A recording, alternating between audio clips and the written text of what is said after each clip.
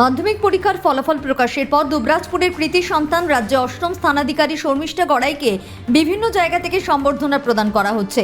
বিশেষ করে রাজ্যের মেধা তালিকায় অষ্টম স্থান অধিকার করা দুবরাজপুরের গর্ব শর্মিষ্ঠা গড়াইকে তার বাড়িতে গিয়ে বিশেষভাবে অভিনন্দন জানান দুবরাজপুর বিধানসভার বিধায়ক অনুপ কুমার সাহা। এদিন শর্মিষ্ঠার হাতে পুষ্পস্তবক, উপহার, কলম ও মিষ্টি তুলে দেওয়া হয়। বিধায়ক অনুপ কুমার সাহা বলেন, মাধ্যমিক জীবনের প্রথম বড় পরীক্ষা। এই পরীক্ষায় শর্মিষ্ঠার এই অভাবনীয় সাফল্য শুধু তার পরিবারের নয়, বরং সমগ্র দুবরাজপুর এলাকার গর্ব। আমি তার উজ্জ্বল ভবিষ্যৎ কামনা করি। তিনি আরও আশা প্রকাশ করেন যে শর্মিষ্ঠা আগামী দিনেও একইভাবে সাফল্যের ধারা বজায় রেখে দুবরাজপুরের নাম উজ্জ্বল করবে। শর্মিষ্ঠার ভবিষ্যতের লক্ষ্য সম্পর্কে বিধায়ক বলেন, দেশের সেবায় যারা নিয়োজিত থাকেন, বিশেষ করে সেনাবাহিনীর সদস্যরা যেভাবে দেশকে রক্ষা করেন, শর্মিষ্ঠার চিন্তাভাবনাও সেই রকমের প্রশংসনীয়। ঈশ্বর যেন তার লক্ষ্য পূরণে সহায় হন।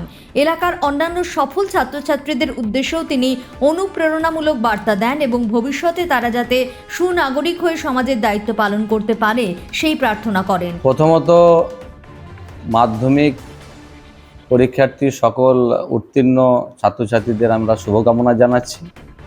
তার সাথে দুবরাজপুর এলাকার আমাদের সকলের গর্ব শর্মিষ্ঠা গড়াই, যিনি রাজ্যে অষ্টম হয়েছেন এবং আমি মনে করি জীবনে প্রথম ধাপ পরীক্ষায় এত ভালো রেজাল্ট, আগামী দিন তার উজ্জ্বল ভবিষ্যৎ এবং আমাদের এই দুবরাজপুর এলাকার নাম উজ্জ্বল যেমন করেছেন, আগামী ভবিষ্যৎ উজ্জ্বল করে দুবরাজপুরের নাম উজ্জ্বল করবেন, এটা আমরা আশা রাখব।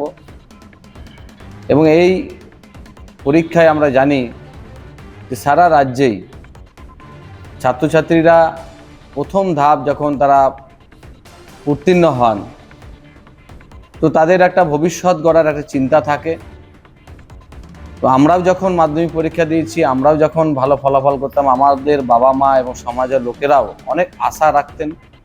আমরাও ঠিক একইভাবে শর্মিষ্ঠার কাছেও সমাজের একজন হিসাবে আমরা আশা রাখব, সমাজের পাশে থাকবেন, নিজের ভবিষ্যৎ যেমন গড়বেন, সমাজের দায়িত্ব নেবেন। খুব ভালো চিন্তা ভাবনা এবং তার লক্ষ্যে যাতে পৌঁছাতে পারে আমরা ঈশ্বরের কাছে প্রার্থনা করব। কারণ দেশের সেনাবাহিনীরা যারা কাজ করে, দেশকে প্রতিনিয়ত তারা দায়িত্বের সাথে রক্ষা করে থাকে। আমরা আশা রাখবো তার যে স্বপ্ন আছে সেই স্বপ্ন যাতে পূরণ হয়। বিধায়ক ছাড়াও সেদিন উপস্থিত ছিলেন দুবরাজপুর শহর মণ্ডল বিজেপির সভাপতি দেবজ্যোতি সিং, সাধারণ সম্পাদক অতনু ঘোষ, যুব মোর্চার সভাপতি তনয় সরকার সহ বিজেপির নেতাকর্মীরা।